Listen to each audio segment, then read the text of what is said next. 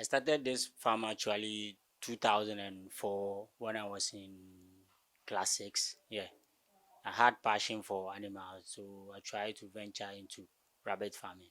Did this farming till I even completed my university. I went to Kwame Nkrumah University of Science and Technology, and I offered agriculture science, but I specialize in animal health. I started this farm with 2 does and 1 back.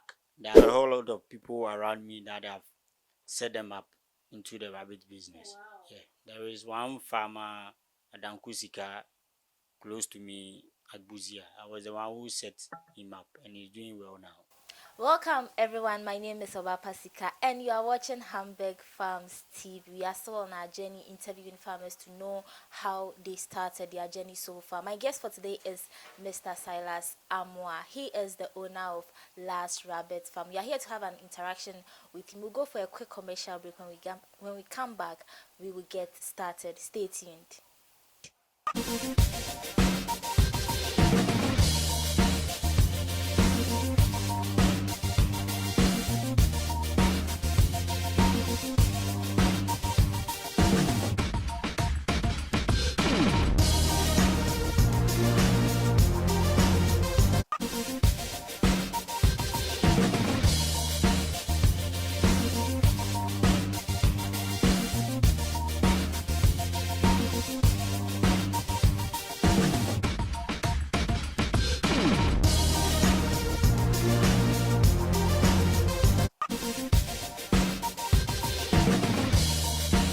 Welcome back. My guest is here with me. Let's welcome him. Hello, sir. How are you?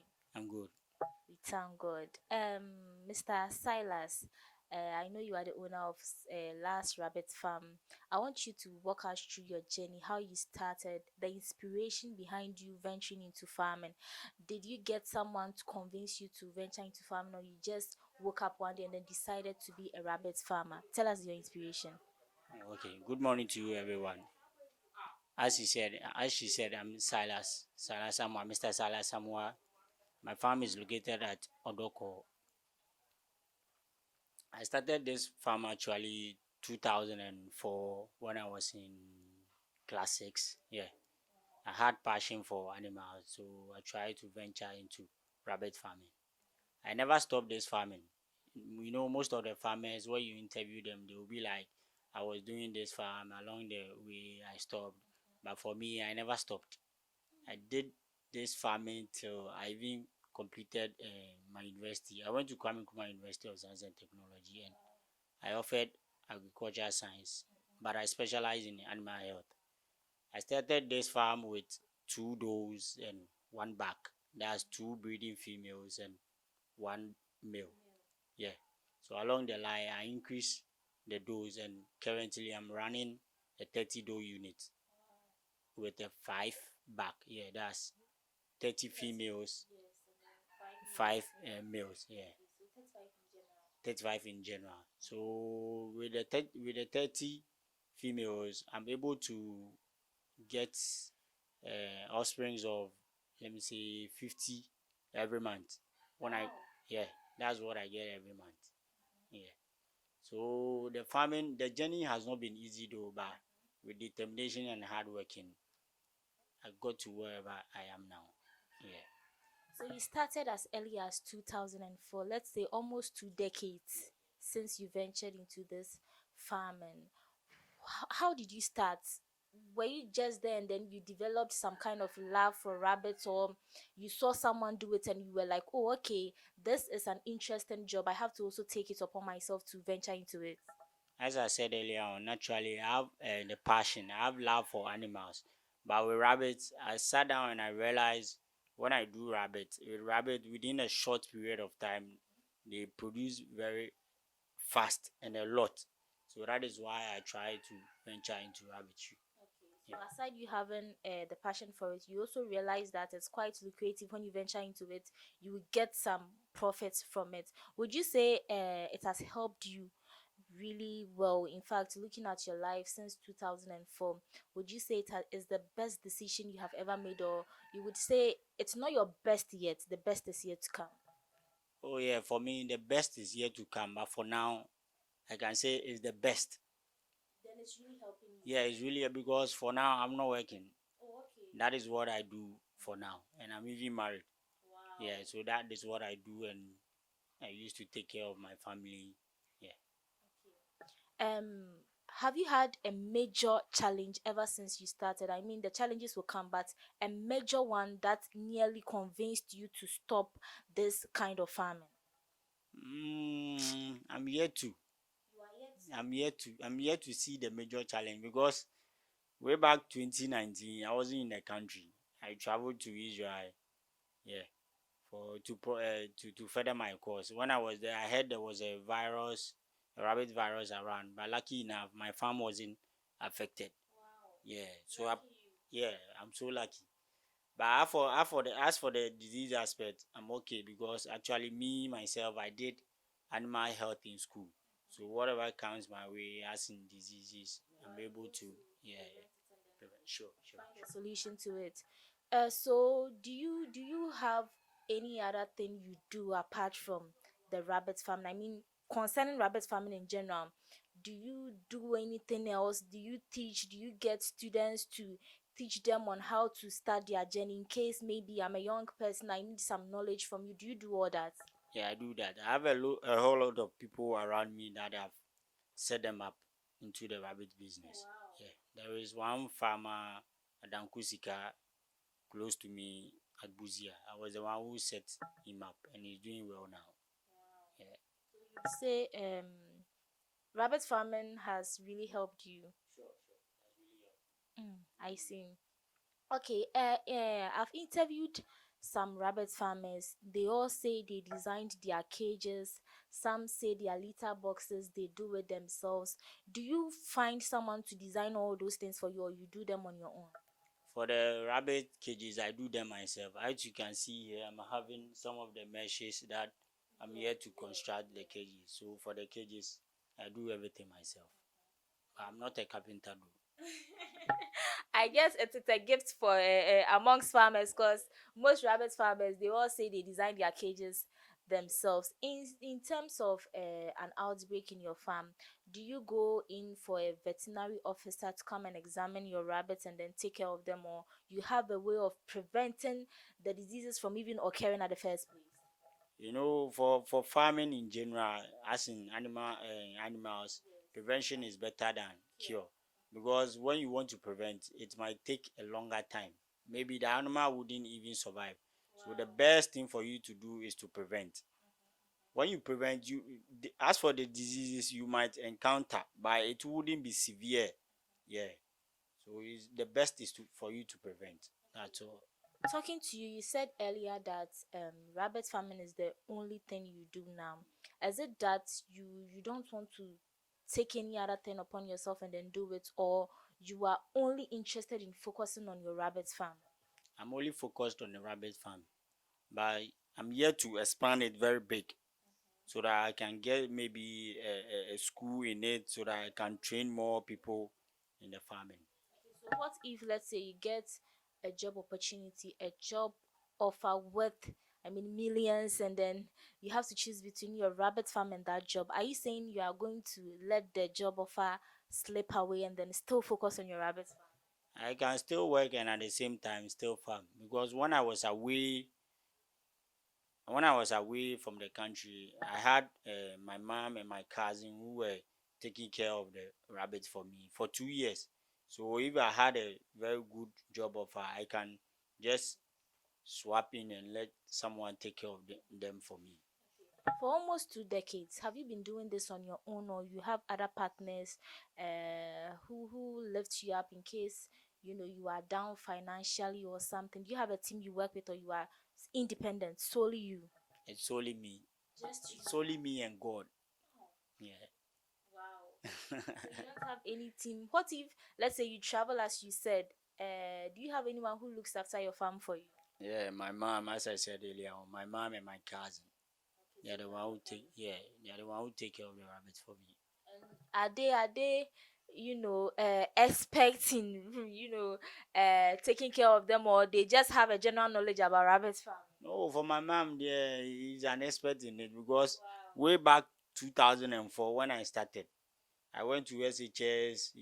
She was the one who took care of them for me. I went to uni. She was the one who took care of it for me. I traveled. So my mom, as for my mom, there, she's an expert in it. She's an expert in. She was the one who even lectured my cousin how to go about it, so that he also try and do whatever my mom asked him to do. Yeah. Is rabbit farming expensive in Ghana? Oh no, as in expensive, as in when you want to set You up. would need, yes, you would need a huge amount of capital to set up the rabbit farm, or you just need some few money, just purchase one or two, and then you are good to go. How do No. you start everything? Oh, for me, rabbit farming is not really expensive. It depends also on the number that you want to start with. But for me, I advise anyone who wants to start rabbit farming to start small. You have to start small. You don't have to start big. You have to start small and grow in the business so that you get more experience in it. That is the best, because most of the people don't have knowledge about the farming. They just wake up because they have the money. They just wake up, let me go and buy somewhere 50 doors and 5 bags or 10 bags and start. I'll earn money. No, that's not the way we do it. You have to start small, then you grow in the business. With that, you gain more experience in it. That is the way. Let's talk about their feeds. How do you feed them? Do you go in and then pluck some herbs, feed it to them, or you have a specific type of feed you feed them with? Do you produce it yourself? Do you mix some one or two things? I want you to walk us through that. Oh, okay. For the feeding aspect, I use broiler starter. No, I use layer mash and wheat bran. It's a poultry feed. Most of the rabbit farmers in Ghana here use the poultry feed. That is what we use, because in Ghana there is no specific feed for rabbits. Even most of the farmers are also trying their best to formulate their own diet, and it's also working for them. But for me, I use the poultry feed. That is the layer mash and the wheat bran, and sometimes I add moringa leaves and dandelion. Yeah. This journey has really taught me a lot, because growing up, I mean, I see on TV that rabbits eat carrots, they eat this leaves. Yes, I never thought, you actually set to plan and then combine these things, poultry feeds, and then feed them with. I never even imagined that. With the poultry feed, you can solely feed the cabbages and the carrot that you are talking about. Their growth wouldn't be fast. But with the poultry feed, when you are feeding them with it, you realize they are growing very faster. Way back when I started 204, I was just cutting some grasses and feeding them with it. But when I compare it to now and previous, I realized with this one they are growing very fast, very very very fast. They reach slaughter with 3.5 months to 4 months. I'm able to get my 2 kg and slaughter them. Yeah. Talking about slaughter, when they produce, do you sell them out? Do you people come for you to slaughter for them? How is your business like? And for me, How do you get your money? Yes. for me the rabbit, for me the rabbit, when they produce, and they reach 2 months, I have to start selling. I sell right from 2 months upwards. That is the way I sell. And is the money okay? Or you are managing? You say I'm just managing. It's not that okay. I'm managing. No, no, no. Currently, we are not managing it. At first, rabbit wasn't expensive, but for now, because the poultry feed is also rising, like the cost is very high. The cost of, yeah, the cost of the rabbit is also increasing. So for now, one rabbit, even for meat, we are selling at 150 to 200 cedis, and it's okay. Yeah, it's okay. So in a week, how much do you get in a week? Oh, for a week, when I have the stocks and I'm selling in a week, I'm able to hit like 1,000 to 1,002. Yeah. A week. Oh, yeah, a baby. In just a week. Wow, then I now understand why you said it's the only thing you are doing at the moment, because you are getting your profit. Oh, sure, sure, sure, sure. If I'm not getting profit, I would have stopped long, long ago. Because I'm spending money. I'm spending money buying feed, and the feed is expensive. So I can't work and and I'll lose and I'll still continue with the work. Although I have the passion for it, but at least I have to get something to feed the Passion family. without profit, it goes nowhere. Yeah. And talking about the feed, some farmers say they produce their own feeds, but you are saying it's very expensive.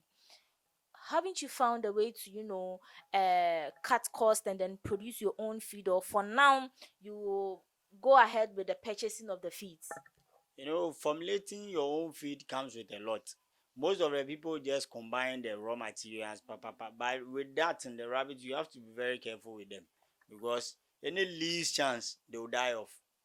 Because before you become a feed expert, you have to sit down very well, calculate things, do your analysis very well. If not that, it entails a lot. It entails a lot. But with the feed that we buy now, they've sat down and they've done everything right. So with that one, when you give it to them, they are okay.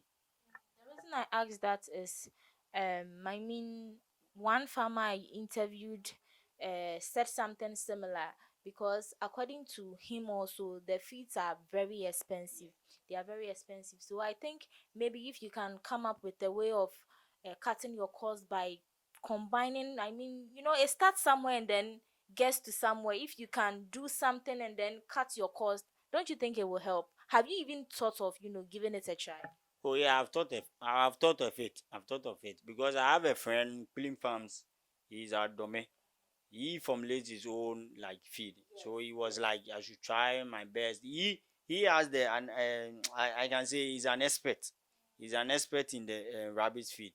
So he was trying to tell me I should try my best and get some feeds. He will teach me how to do it. And I'm also trying my best to do that so that I can cut down cost. Yeah.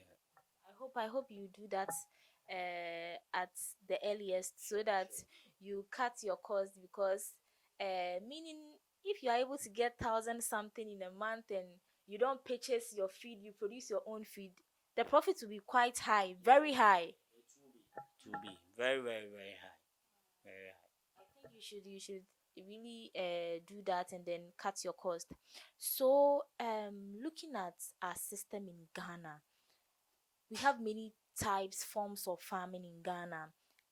Let's focus on our animal farms in Ghana.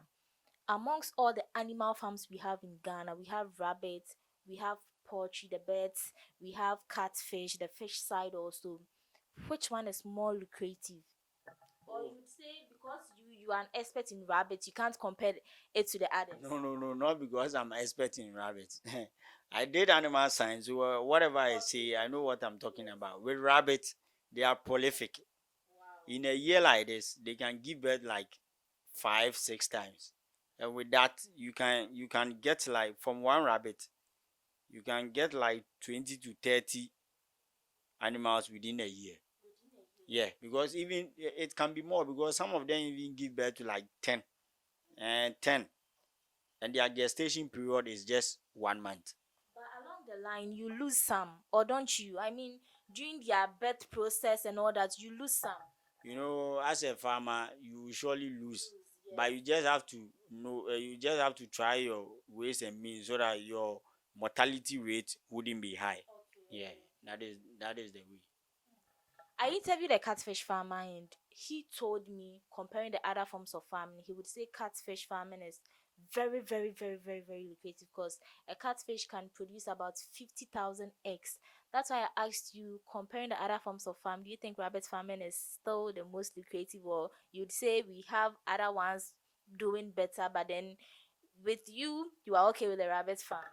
Oh, for me, it's okay because before you start, the catfish that you are talking about, before you start, unless maybe you are doing it on a small scale, but for the catfish, before you start, it entails a lot. Yeah, because even the pond that you construct, it's worth thousands. Yeah, yeah, it's not easy. But for the rabbits, oh, gone are the days when we wanted to start. We just pick some one or two woods, join it together. That one we don't buy anything. We just.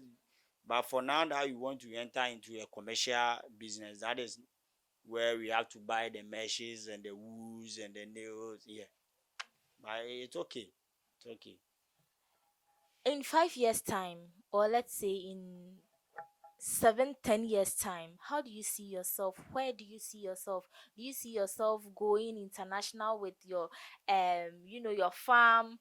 When you say last rabbit farm, you want to hear your names across Ghana, everywhere. How do you see yourself, and where do you see yourself?